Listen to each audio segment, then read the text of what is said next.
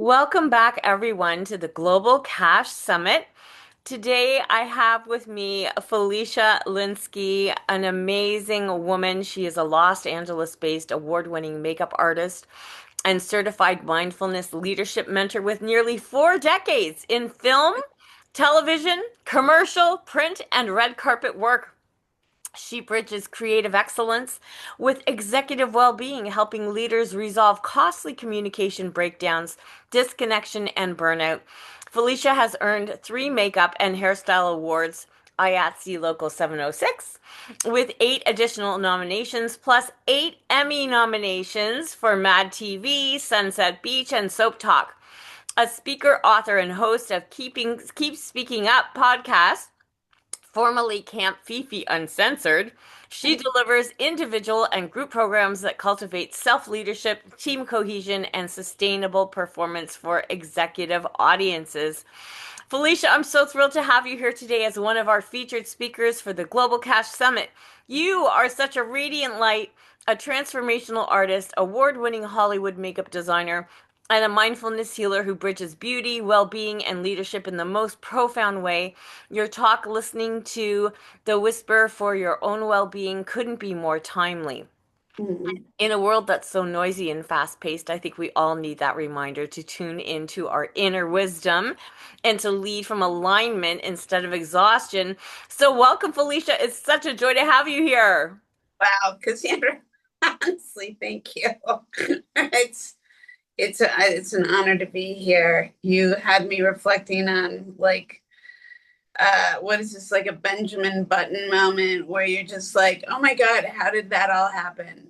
And it made me think of moments in my past where I also had those exact thoughts, and I just thought, just keep going,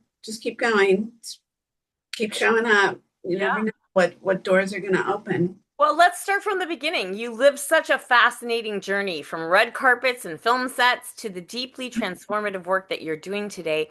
What inspired the Well-Being Whisperer and your mission to help others listen to that whisper within? So that's a great question. I felt like, oh, this is a really new thing. But the truth of the matter is, I've been talking this talk all my life. I've always been very science oriented. I've always been very transformational oriented. I was literally like, I make the running joke. I was dropped on a seamstress's table in the women's ready to wear business. My friend makes a funny comment. Oh, you grew up in the ready to wear business. Like, who says that shit? Excuse me, because I'm very authentic. And I don't know it any different because that's just how the language was spoken in my household and in our world. So it was a very normal thing, like you're going to the grocery store where you're in the ready to wear business. So my point is that I've been in transformation all my life, and I was a fine art kid. I was a fine art kid with a theater, dance, music background.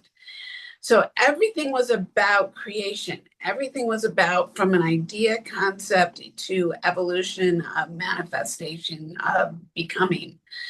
So transformation has always been applicable, and then tied in with science, science of the mind, science of the medicine, science of all the things. And then me personally experiencing life as I've experienced it from the time I was a little girl, seeing what it was like to go through family traumas of divorce, which was not common at the time, to losing our businesses, which was a big deal, to my father dying all within 5 months. And yet, being a leader in my world, I was the president of my class. I was already a national winning artist. By the time I was 11, I had accomplished many things.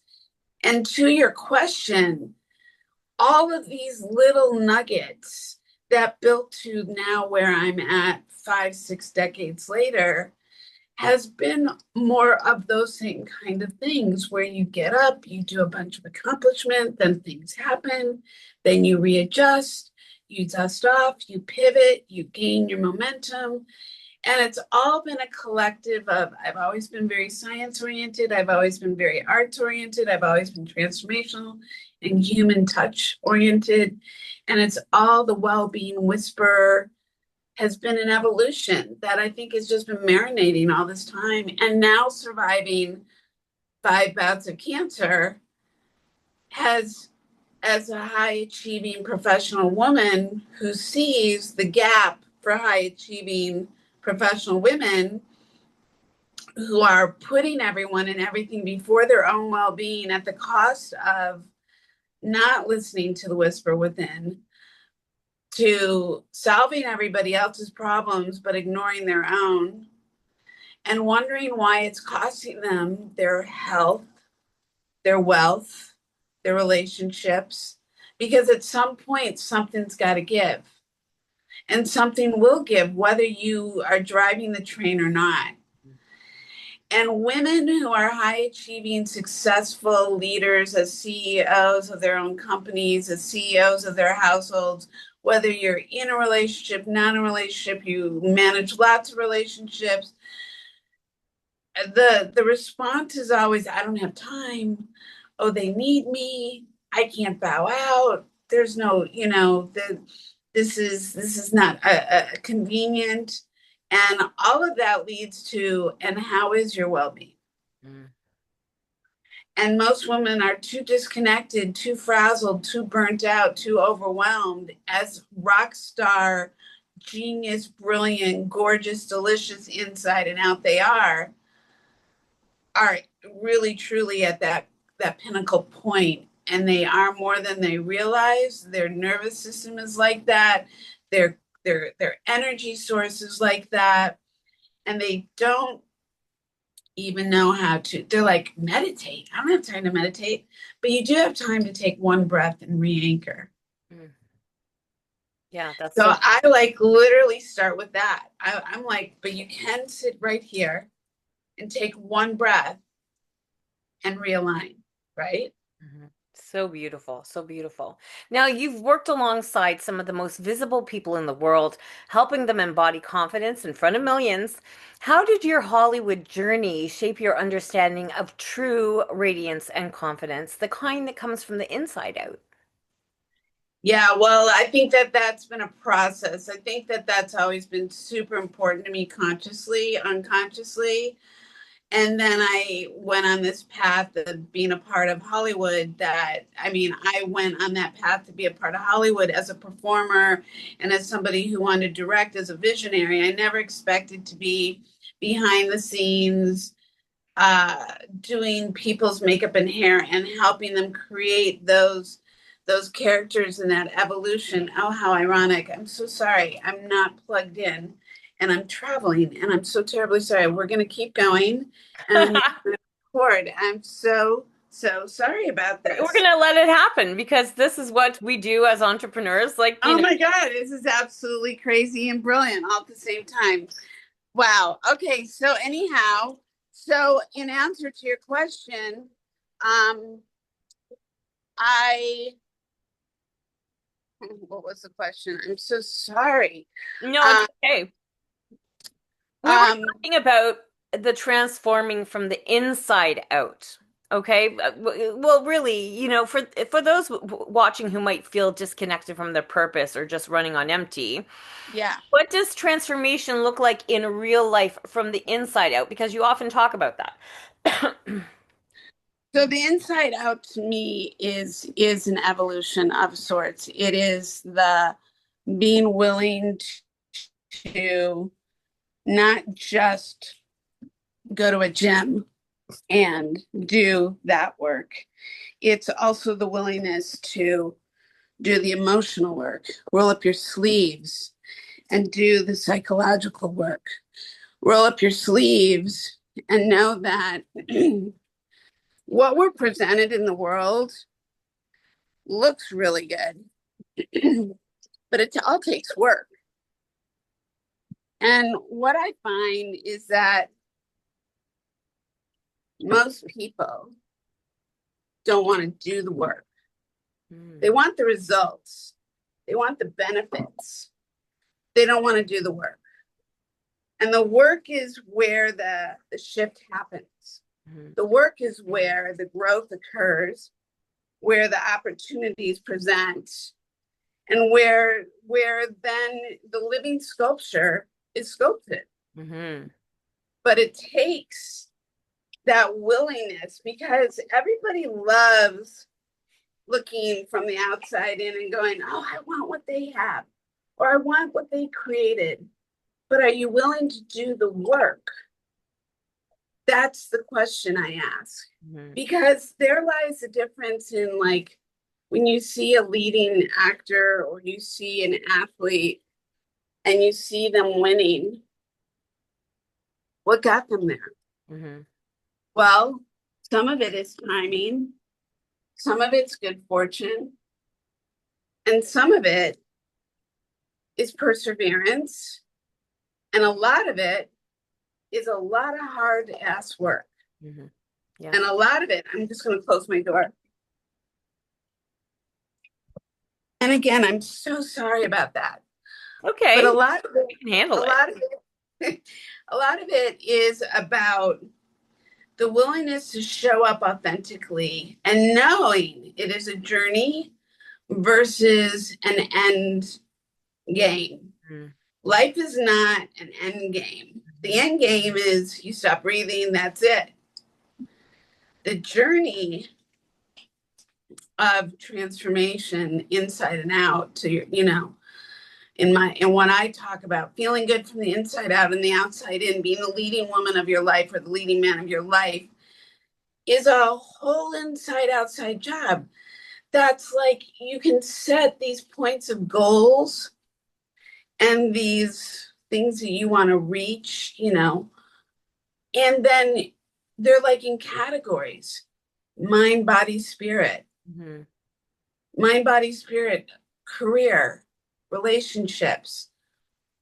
What's your legacy and your impact? What's your want and your need, and who do you want to leave behind, knowing, being known for? And then you go into it like full force. And sometimes things are going to be full force, and other times you're going to be off in a corner just cocooning, like recovering from that growth spurt or that experience. Right. And how does that look and how does that work? And was that effective? Yeah. That's an inside out kind of approach. Mm-hmm. Yeah. So, one of the outcomes of your talk is really helping women reclaim their radiance and voice. So, how does that inner radiance impact not only how we feel, but also our visibility, our leadership, and even our income potential? It's all based on confidence. It's all based upon the knowing that you're here to be heard as well as seen.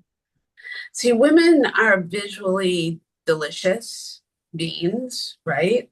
No matter who and what you show up looking at, we've got a lot of trajectory on that, in a world that is based upon the science of the mind of what is attractive or not.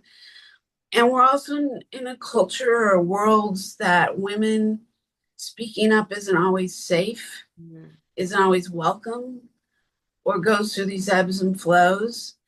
And I think, especially now more than ever, women need to realize that the power of their voice is like is everything. Again, I don't care what your, I mean, I care, but no matter what religion or what your education or your socioeconomics, if we as women don't learn the value of the power of our voice, the power of being heard, the power of speaking up, the power that if we don't have our voice, we nothing that we try to accomplish in the world really matters on a certain level. Mm-hmm. Because you can birth babies till the cows come home. But if you don't have a voice in how your child is educated or your child is exposed or your child is protected, that is just one aspect of a big, big galaxy of conversation. But women's voices matter. Women need to speak up and be heard, and confidence comes from that. Confidence comes from being heard, from being valued, from your idea being taken down the field, you know, that your contribution ignites a whole lot of movement for the better. You know, when you think of great women in the world who've done great things, that's what I believe that they've done. They've taken a stand, they've spoken up. They have, yeah. And you also teach the art of mindful leadership. So I love that phrase. How can being more intentional and mindful as a leader actually translate into stronger teams, better decisions, and more profitability? So it's all about, for me, I was fortunate enough to be raised in environments that you're not attached to your bloodline, but you need to learn to work together from a very young stage of life. And when you're in the business environment, what I find is in the gap for many people is their lack of ability to connect, create a common goal, and stick to it in a way that you're all in a connected action. And a connected action where you're all going to collectively get from the boat is in one port to the next port. And that takes connection, that takes intention, setting a goal, creating a connection, creating conversation, creating community, and the common, we're moving this mountain from here to there. And that is the art of mindful leadership. And then how do you do it in a way that everybody feels heard, that everybody feels seen, that everybody feels in value, that everybody is moving the needle together? And in each, though each and every person is an individual, that they are contribution that matters in the whole art of that mindful leadership. And so it's not about a hierarchy, it is about a unit. It's about a familia. It's about how do we, it's like, okay, we're gonna have this Sunday dinner. Hmm. Everybody's bringing a dish. Hmm. So it's a collective sitting down, breaking bread way of creating that harmonious, valuable time together where you're nurturing, you're fulfilling, you're seeding, you're spreading, you're leaving great feelings. It's a way of being is the art of mindful leadership. So powerful. Now, for someone balancing a lot, clients, family, business, what's one daily practice that helps restore clarity and calm while still keeping that productivity high? I think it does come back to breath. I think it comes back to like quieting the noise and breath. I teach my clients what I shared earlier, which is when you're feeling out of alignment or you're feeling unanchored, what is one thing that you have control of no matter where you are at that you can, and it's literally just stop, take a breath, anchor and align. Because when you do that, you're shifting everything top to bottom, inside and out. It's a very powerful act. I have this I had this vision a long time ago, and a lot of this comes from the fact that I do have a paralyzed vocal cord, as I mentioned, and it comes from the fact that breath is a big deal for me, as it is for all of us. But when you are challenged with your breath, you learn tools that will help you gain your breath. Most of us are not breathing past our collarbone. You're a singer, you know this. Most people never learn how to breathe into their diaphragm. They never learn how to create that calm sense of beingness. And it's so simple, but we're always looking outside of ourselves for the answers. And we all have it right within ourselves. And it doesn't cost us anything except honoring what it is. And so in my teaching breath, it could be getting a boba straw, it could be rolling up a piece of paper, it could be just taking your finger. Hmm. And it's an act of when you do that, you know, everything just kind of dissipates. Mhm, And mhm. it maybe sounds really like no way. Well, there is a way. Oh, it's true. And there's medical, diagnostic proof that this is true, that it resets your vagus nerve, I believe, after 7 times. If you inhale on four, hold it, and exhale on a count of eight, you do that 7 times, your body triggers itself into being much more calm than before. So, and you know about this because your story really is one of immense resilience. You have survived cancer 5 times. That is extraordinary. So, how did those experiences shape your philosophy on wealth, success, and well-being? Well, the first four times never, as they say, if you're going to get cancer, this is the cancer to get, which is a crazy kind of, excuse me, I'm just going to say it, mind, Hmm. meaning, you just keep going. And I mean, when I say I kept going, like I was doing things that most people were like, what in God's name are you doing? Where literally I'd be coming out of a surgery, bundled and wrapped up with stitches across my neck in the middle of triple digit heat, designing a show, leading a military show with like in the middle of nowhere. And people be like, what in God's name are you doing? And I'd literally say, being of inspiration and purpose. That's right. That's right. And I imagine that kind of journey transforms how you view life, business, and even money. So, what have you learned about the connection between resilience and purpose and prosperity?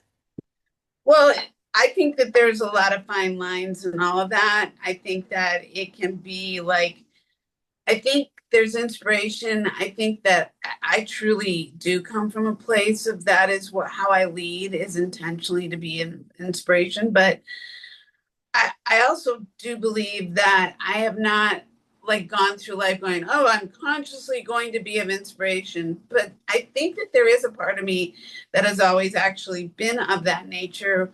I mean, I said probably under the age of 18, I didn't know how long my life would be for, but I knew that whatever it would be, that I would want it to be inspiring, that I would leave a legacy behind. I'll tell you, when I made that conscious decision, I've lived another 5, 6 decades. Mhm. So I'm not sure where that stems from. I know that from, Love.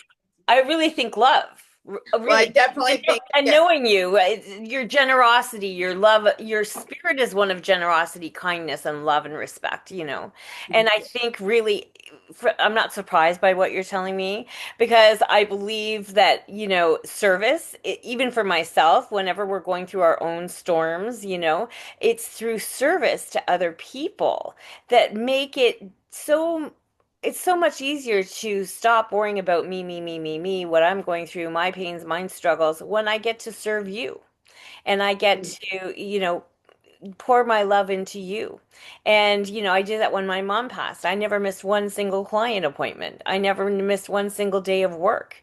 And it was absolutely devastating. But those moments were life-saving to me because they saved my life, really, because I got to have moments where I could just let it be all about someone else and how can I serve you? and I think that the more selfless we are going through life, and listen, I've been exposed to really selfless people and I've been exposed to very selfish people.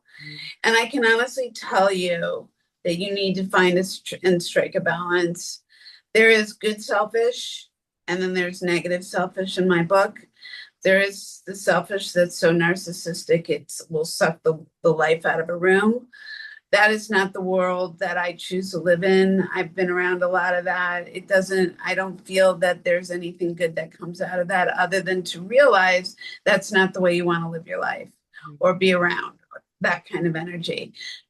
I believe that being selfless is something that is very commendable, but not at the cost of your own well being, Right. not to be a doormat.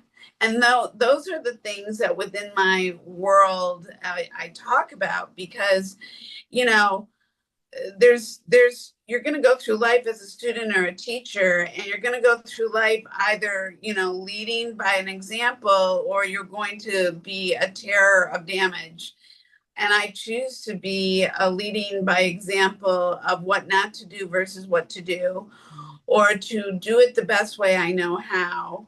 And hopefully you find your way through that signature, finding your own signature way of being. But I find that for, you know, going through life as a mindful leader, as somebody who's about transformation and well-being, I think that being a good human, leading with love, being heart-led, being intentional and conscious, like if you just always have that on the forefront of your mind and you take a breath when things feel out of order, which is not to sound woo woo. It's like it is all science. I think it really has a very, the cause and effect, the rock in the water, you know, that's what you want to create the ripple effects of Mhm. those positive actions, those positive acts of kindness, those positive acts of intention, those positive ways of being. And look, life is not a cherry with whipped cream. Yeah. It's not. Yeah. It's a matter of how you face it. It's a matter of your mindset. So getting to, like back to your question, it's always been my mindset that has helped me like get through all the things that I've overcome, the resilience I've created, the because I don't it's not a roadmap that you're gifted. You know, it's a roadmap that you're gifted and now you got to figure it out. Hmm. And so, for those that are watching who are in their own storm right now, maybe they have health struggles, maybe they're burnt out, or there's financial uncertainty in their lives. What's your message to help them turn their pain into power? Yeah, I think that you have to ask yourself what really matters in your life. What do you want? You know, is what your life it looks like in the moment. Is that the life that you imagine? And look, we all have imaginations and we all have dreams and all have wishes. Many things for many of us we've created and many things we haven't. And it comes down to like again, what really matters? Well, your health is number one. If you don't have your health, none of the rest of it matters.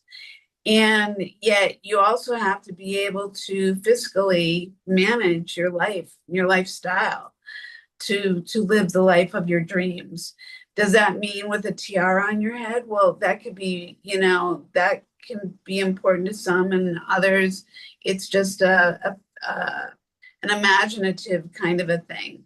I don't operate that way. Like I operate in the way that yes, I want to be surrounded by the best and have access to the best, whether that's medical attention or best friends and best loves and all, you know, but what is that? Like that almost sounds like a judgmental statement. What I mean by that is I'm going to show up the best way I know how. And hopefully the reflection in the mirror is that I have incredible people around me Mhm. because of how I'm showing up.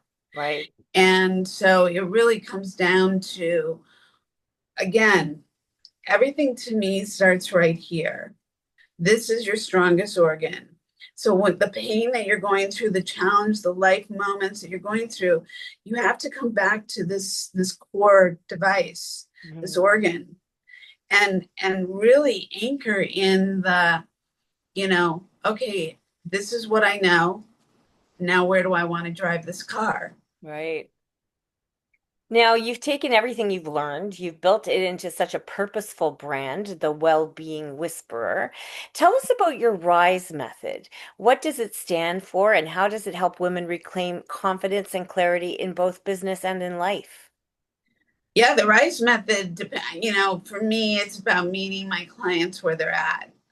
You know, some clients have most of my clients have been so accomplished in their personal and professional life, but they want more. Or they've been all of a sudden they realize that they really do have to put themselves first. So it's really a method of meeting you where you're at, seeing what it is that what it is you're working through and to overcome, and building a framework with you so that we can together I can help you gauge these goals, gauge these things that you're wanting to achieve, you know, and the thing about the RISE method is it's applicable to personal and professional ways of being. Mm, So it's not just oriented into one thing, whether it's because of a diagnosis or because of pivot in a career or your relationship has shifted, it's all applicable for you to be able to have this framework designed for you to rise into what it is that you're wanting to create, achieve. mhm, mhm. I love how you've created a business model that honors both your well-being and your financial success. And that's something that so many entrepreneurs struggle to balance with. So, how did you design your business to allow you to thrive and not just survive? Well, look, I think that it's been a combination of sorts because it's as as an independent artist, as an independent businesswoman, and those are the things that I've been all my career. Mm, It's also been about how do I create structure? How do I create sound developed situations that I don't have any guarantees of, but I can put my best efforts forth? mhm, So I learned at a very young age about, the power of paying yourself first. mm, I learned about emergency funds. I learned about investments. I learned about, really creating a structure. Again, it goes back to a framework mhm. of working from, you don't build a house without a frame. You don't build a house. Oh, excuse me. You don't build a house on sand. You build it on foundation. Mm, So I've done my best without a guaranteed career to do my best to have things put in place. So in the ebb and the flow, I could, like a willow tree, kind of blow and move forward and still have momentum and build and have success. Plus, I've also been somebody who has also had multiple streams of interests and desires and things that I can offer. And it's helped me bob and weave very to the best of one's ability to keep the engine and the train moving in the direction that serves to get to the next level. mhm. And I'm just always been curious by nature, so I never stop. Yeah. I mean, I do stop for the sake of my well-being, but I am always creating. Yeah, that's who you are. And one of my favorite things about your work is how you help women value themselves, not just emotionally, but and financially, even how you're speaking today. So how do you coach someone to start charging what they're worth? Because many times this is a conversation that many entrepreneurs and specifically women have. Yeah, I think that's really interesting because I think that it's interesting. I'll say to people, well, you're willing to pay for the ticket to go to the Taylor Swift concert, Mhm. but you're not willing to invest in yourself that will actually pay you residually. Yeah, So think about that. yeah. So I think it's about learning to invest in oneself. Mhm. The payoff will be monumental because it won't just be immediate, it will be long term. Yeah. And you build on that. And I think that that's where we teach skills and we teach life through what we call this education. But my form of educating people is through life experience. And I started teaching this way since I was a really young kid, like probably somewhere between the age of 18 and 23, because I'd already learned a lot of life. I'd already been working for my family business at 14, making the most money for our company at the time. Again, not consciously, just was told I did. And what was I going to do about that? And my response to that was, well, my family was struggling. And I said to my father, who asked me this question, well, who's going to put the roof over our head and keep the food on our table? And I'm 14. And I'm just, I just think I had to learn to operate in a way that was being an adult, Hmm. even when I wasn't. Hmm. So I say to people, like, just pay attention. Like, don't get caught with your pants down. Pay attention. Be like thinking wide as well as going deep. Like, think in ways that serves your soul and serves your economics and serves your short term and your long term. And that I always say, who were you as a little child and what did they want to do and be? And where are you in that right now? Hmm. And what do you need to do to get to them? And it's listening to that inner whisper, right? That is that inner Oh, whisper that you have that yeah. that's Sorry. right. That's right. So you've guided so many women through transformation. And so what are some of the most inspiring shifts that you've seen when people start listening to that inner whisper? Well, I think that they find that there's no, I mean, the gloom and doom and the fear, like immediately turns into an empowered, like super cape, like a superhero cape. You shift from the fear of the unknown that doesn't even exist to what is possible and then what you can do. So the thing about it is we have control over so little, but what we do have control over is our mind, our body, our spirit, our ways of being, the actions that we take, the the cause and effect of those actions. Well, I mean that alone, just what I said, that's a lifetime of experience of just going out into the world of being and applying yourself. And so my point to that is that we have choice. Everything comes down to choices, decisions, ideas, and taking action. And what is your intention on all of that? Is Right. it for the good or is it not for the good? And you know inside who you are, how you operate. I don't operate from manipulation. No. There's plenty of people out there who do. It's not my goal. My goal is a much bigger like way of making impact, not in how many people can I fuck over to get to where I want to be. That's right. That's right. We've talked about that and people who run their businesses in that manner too. So I know that you're offering a beautiful gift to our audience today, your 30-minute well-being whisperer breakthrough call. Who is this for, and what can participants expect to experience during that time with you?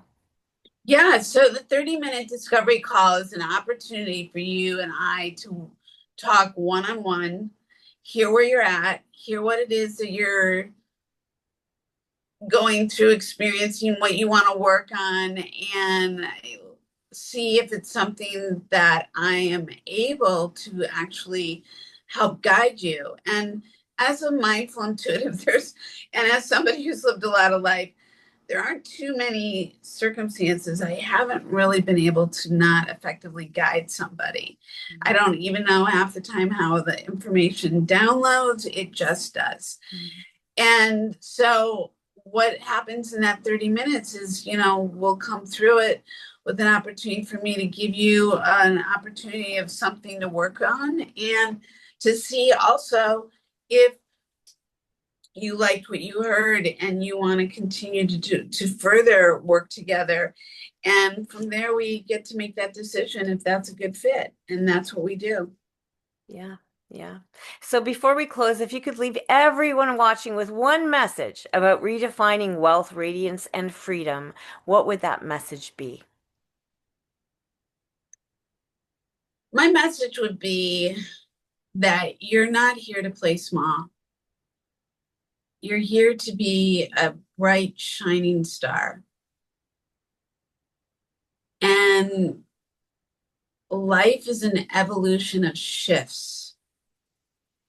So remain open to knowing that if you can continue to stay in the flow, to be willing to let go of that which no longer serves you, and to just keep showing up for that little girl inside of you who deserves to be seen, heard, shine, radiate, be bold, be fearlessly unstoppable, be the leading woman in her life. Yeah, because Give her, let the reins go, let her be, let her fly, let her soar, let her roar.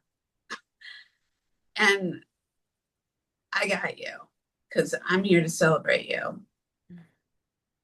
Felicia, thank you so much for sharing your story and your beautiful light with us today. You have reminded us that true wealth really begins within when we listen to our inner wisdom, when we honor our well-being, when we lead from authority and authenticity. Your story is one of courage, creativity, and deep compassion. And I'm so honored to have you as part of the Global Cash Summit. So, to our viewers, please make sure to connect with Felicia at felicialinsky.com and schedule your discovery call with her there as well. So until next time, keep listening to your own whisper because that's where your next level of wealth, well-being, and freedom truly begins. Thank you so much, Felicia. Love you. Thank you, Cassandra. What a blessing. Thank you. Thank you, guys. Okay, I think. Gosh, honey, I'm so sorry about